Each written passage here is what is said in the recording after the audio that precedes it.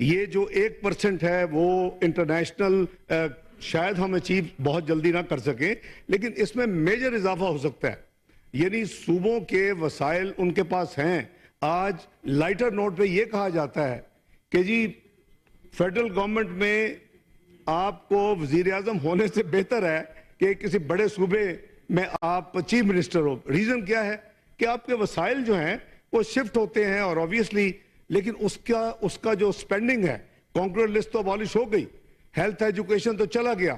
لیکن یہ ہماری دوسری انفارچونیٹ ہسٹری اور فیکٹ ہے کہ آج بھی ہم نے پیرلل یہاں ہیلتھ بھی رکھا ہوا ہے، ہم نے ایجوکیشن بھی رکھا ہوا ہے. جیسے ہم نے فوڈ تو ایگریکلچر کو شفٹ کر دیا، من فال ختم ہو گئی، اس کی جگہ پہ نیشنل فوڈ سیکیورٹی کے نام پہ ہم نے ایک ڈویژن یہاں قائم کر دی.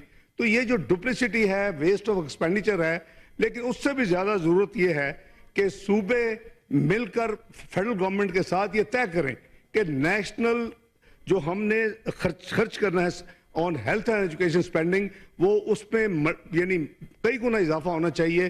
صرف پھر ہی ہم ان پرابلم سے باہر نکلیں گے.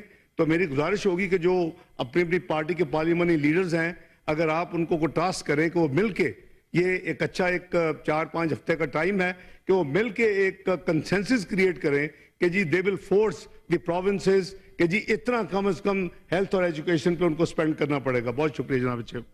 سینٹ میں قائد ایوان سینیٹر اسحاق ڈار